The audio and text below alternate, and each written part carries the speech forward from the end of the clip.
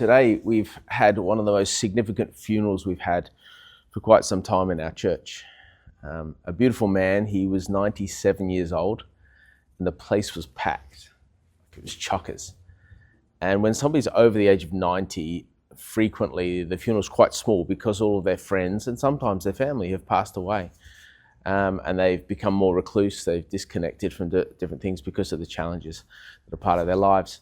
But Jack, his life permeated all of his years with this generosity and encouragement and beauty and wonder, and he was such a good guy. And he sadly passed away.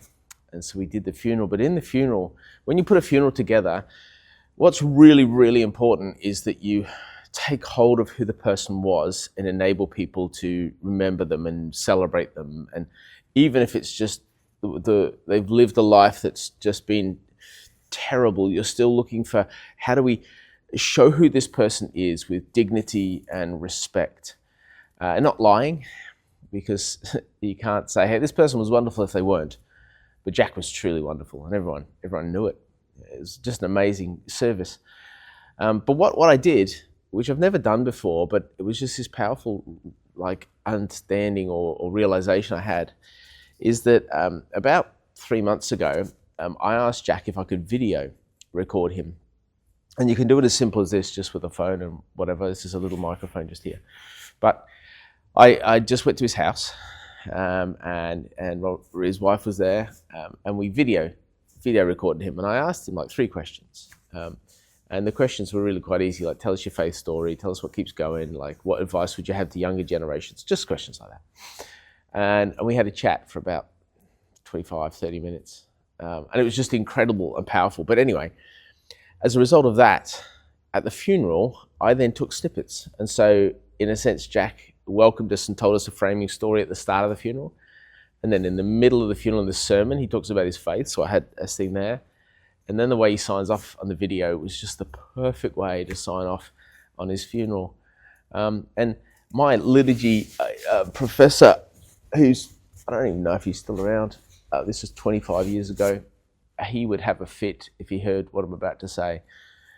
But I think in this day and age, funerals have certain components that you put together, and you put together them based on he would say you have to do it based on the theological flow. I would say you have to do it based on the emotional flow, because you're taking people on a journey of just utter grief into a space of they're still a loss, but there's hope renewed in that space, and they've got to grieve and they've got to do it with others, and there's something healing and wholesome around that.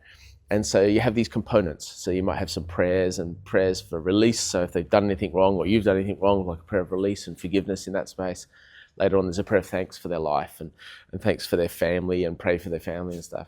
There's a sermon, or always preach, whether it's a 3 or 4 sentence or 5 to 6 minutes. I try and limit it to that, because people need the hope of God. They need the life of God and the scriptures of God.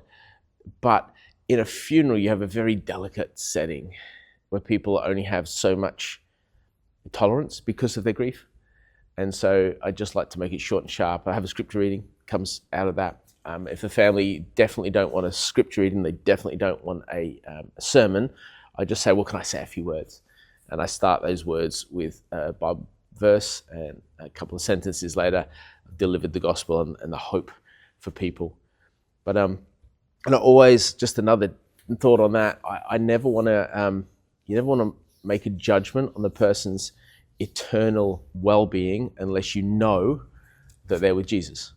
And so if I'm doing a funeral service for someone that's outside the church, and I've never, and they've never gone to church ever before, I'm not going to say, well, they should have done better with Jesus. I'm never ever going to say that. Instead, I'm going to say there's the hope of Jesus, the hope of Christ for you who are here, and an invitation to him into his ways. But then there's the eulogies, and sometimes eulogies are massive and sometimes they're short. But I always say to people, if you're going to have multiple eulogies, talk beforehand so you're not doubling up on stories. I like to share a little bit of a framework around their life, especially if I know them and I've journeyed with them, and just a little bit of an intro to help people plug emotionally directly into who they are. Sometimes we have songs. So some, like we have at Jack's funeral, there was like 3 hymns that we stood and sung, and they were Jack's favourites. And Jack was a choir master, and so it just made sense to, like, it was just beautiful. But other times, we just play it on the screen, and there might be just a song that's a secular song, but it was really important. So I hold this place really loosely around the funeral needs to be a place where God can take hold of people and carry people, and some people love God and other people are completely unfamiliar with God. And so based on that and who the life was, these ingredients come together. So I love funerals. I enjoy funerals more than I enjoy weddings. Don't tell anyone. But in a wedding, you're kind of tacked on to everything. But in a funeral process, you really can offer what God offers to people to carry them through. So it's really, really special. And I'm in a shirt suit. I've actually got pants on that match and nice black shoes. And I've got Ghostbuster socks on. Yeah.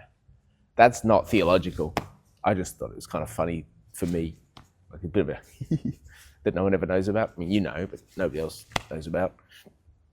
Anyway, when I was ordained, my minister was, he wore this with a tie every single Sunday. And so I thought that's what you had to do.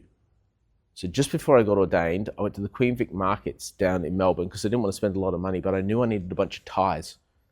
And so I went through and I picked some interesting ties and some good ties and stuff. And then that Christmas, Mum and Dad gave me a tie rack. And so I got my tie rack and my ties, and then I went to Seymour. Seymour was my very first placement. And while I was there, I went like a week early, and so the guy that was there was finishing up, and he said he was wearing a suit and tie. I'm like, good. And Seymour's country Victoria, and so he then proceeded to take his tie off and kind of threw it away in jest. And he said as he threw it away, he goes, "There you go. You've worn me down. I'm not wearing a tie anymore. You've worn me down." And I went, oh no. Like all my ties, I can't wear them. And then I went, oh, that is wonderful news, because I hate wearing ties and I hate wearing suits. And so it's funny when I do this for a funeral and people go, oh, you look nice. You've even had a shave. That's wonderful. Can you wear this every week? I'm like, no. Take a picture. You're going to need it because there's only what's pulled out for special occasions such as funerals and weddings and dress-up parties where some fool says, hey, let's wear formal. Like, oh, good one. Anyway, it's my little bit of a spiel about funerals. And if you've got any questions about any of this stuff, just put them down below. Let's have a chat. If you find this is interesting, you can share this with anyone you like. And I just want to allow you into the rhythm and the flow of day-to-day stuff. Thanks, everybody. Bye.